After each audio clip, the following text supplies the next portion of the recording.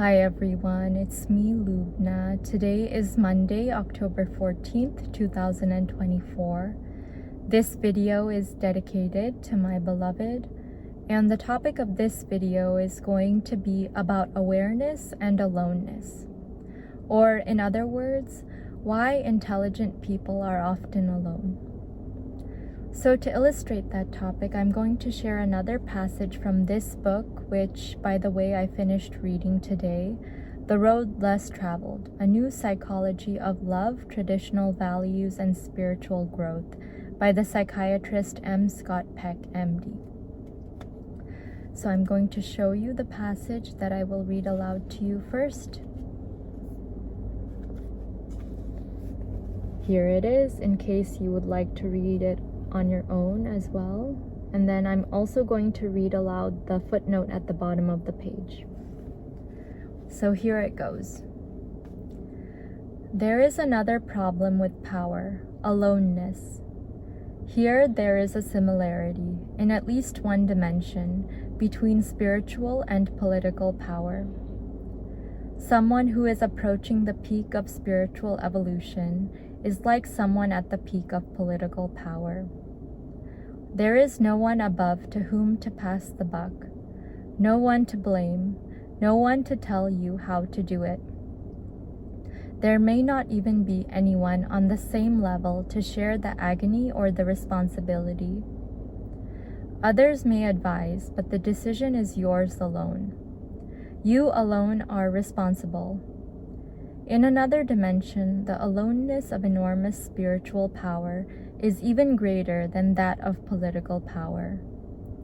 Since their level of awareness is seldom as high as their exalted positions, the politically powerful almost always have their spiritual equals with whom they can communicate. So presidents and kings will have their friends and cronies. But the person who has evolved to the highest level of awareness of spiritual power will likely have no one in his or her circle of acquaintances with whom to share such depth of understanding. One of the most poignant themes of the Gospels is Christ's continual sense of frustration on finding that there was no one who could really understand him. No matter how hard he tried, how much he extended himself, he could not lift the minds of even his own disciples to his level. The wisest followed him but could not catch up with him, and all his love could not relieve him of the necessity to lead by walking ahead, utterly alone. This kind of aloneness is shared by all who travel the farthest on the journey of spiritual growth.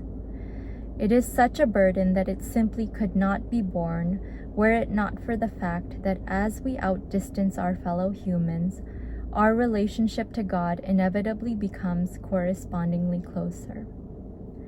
In the communion of growing consciousness, of knowing with God, there is enough joy to sustain us. And now I'll read the footnote at the bottom of the page. I make a distinction between aloneness and loneliness. Loneliness is the unavailability of people to communicate with on any level. Powerful people are surrounded by others only too eager to communicate with them. Hence, they are seldom lonely and may even yearn for loneliness. Aloneness, however, is the unavailability of someone to communicate with at your level of awareness. So that is what I wanted to share from this book today. And when I had read this, I found that I could strongly relate to what Dr. Peck was writing about in this passage. As somebody who has been on this journey of spiritual and intellectual growth for a very long time, in fact, since I was a teenager, I have found myself feeling increasingly alone intellectually, because the more and more that I grow on the inside, the more and more I outgrow friendships and other relationships. And perhaps this is something that you could relate to as well, particularly if you're somebody who watches most of my videos regularly. You might be able to relate to this because it is very difficult to find people like us who are interested in such topics. And it's not impossible. I believe that there are people out there, in fact, many people out there who exist who are actively trying to grow and struggle and develop themselves. But it is quite rare, and personally, I have not found that many people in real life, in my day-to-day interactions, who I might consider to be kindred spirits. But I've learned to not be afraid of this aloneness, and in fact, to be proud of it, because the more and more intellectually alone that I feel, the more and more I realize that I'm getting closer to awareness of God or reality. And the more and more aware I become of the reality of the world, of society, of nature, and of myself, the more and more alone I feel. So it's a reciprocal relationship between the two. And it's not something that I'm sad about because, as he said in that footnote, there's a distinction between loneliness and aloneness. A person can be alone but not feel lonely. And that is how I feel. I'm proud to be who I am and to be somebody who has interests different than other people my age might have. I don't think you will find another 28-year-old female like myself who has the same interests as I do and who consistently develops herself intellectually and reads books every day and meditates upon them and applies what she learns to her everyday life in the way that I do. And so I'm hoping that by sharing these videos and by sharing what I learn in the books that I read and from my own personal life, I could reach out to kindred spirits throughout the world and throughout wherever you are, and start a discussion and influence you to think about these very important topics and help you to feel less alone if you're someone like me who has often felt alone in this journey of intellectual and spiritual growth. I could serve as a kindred spirit for you.